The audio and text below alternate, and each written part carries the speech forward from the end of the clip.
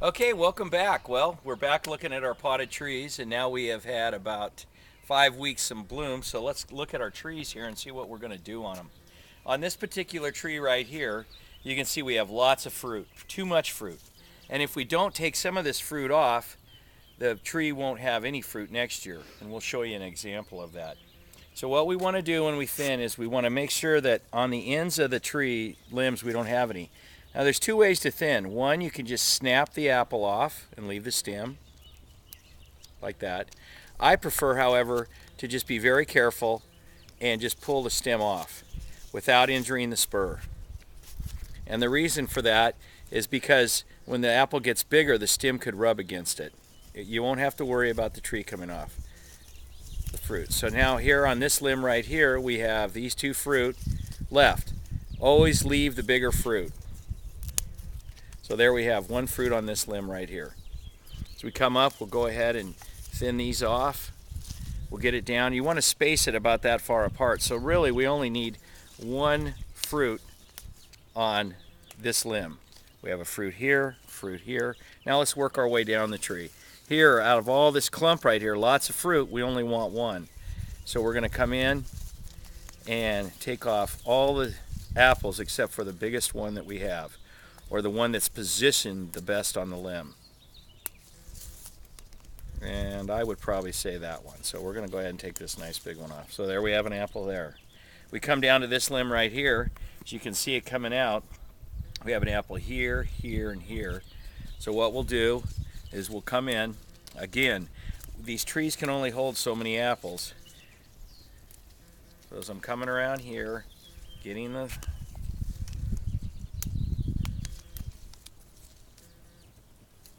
here we've just left 3 apples. And this one's a little, probably won't be a good apple. I'm just going to let 2 apples hang on this limb, along with this third one over here.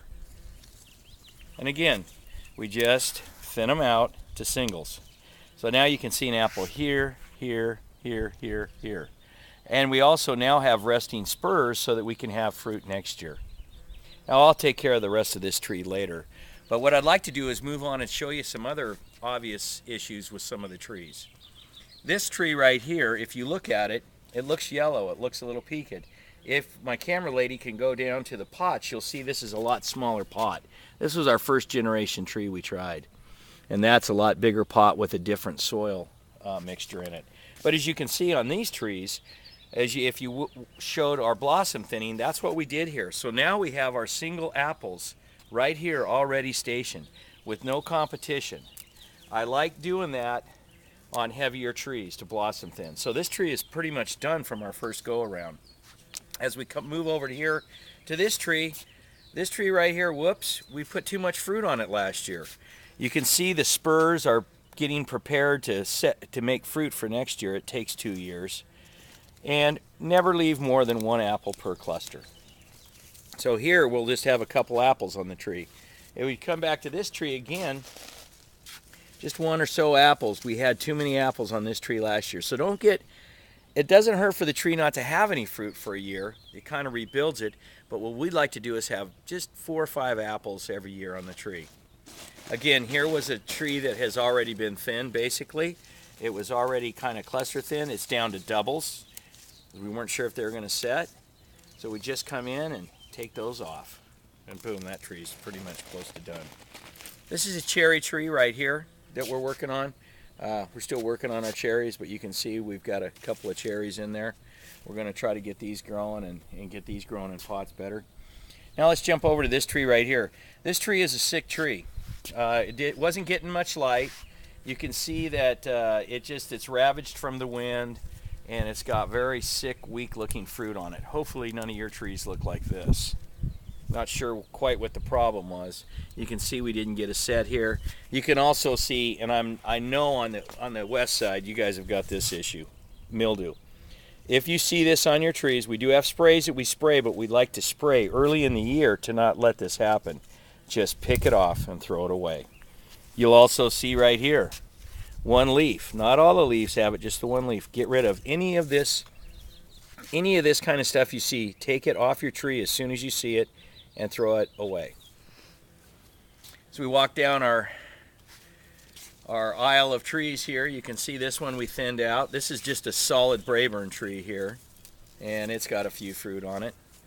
As we come back over, here's a tree here that we had blossom thinned down to singles and doubles. So now would be the time again. Remember, if you got a long limb and it's hanging down, you really don't want it, nothing wrong with doing this. Just breaking it off and calling it good. And then we just go ahead and leave our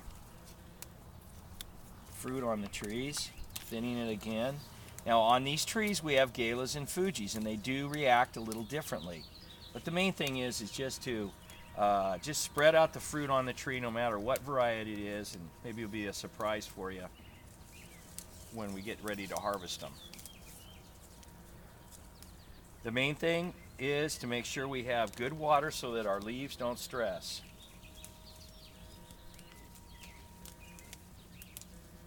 Can you imagine being a professional thinner and doing this all day long?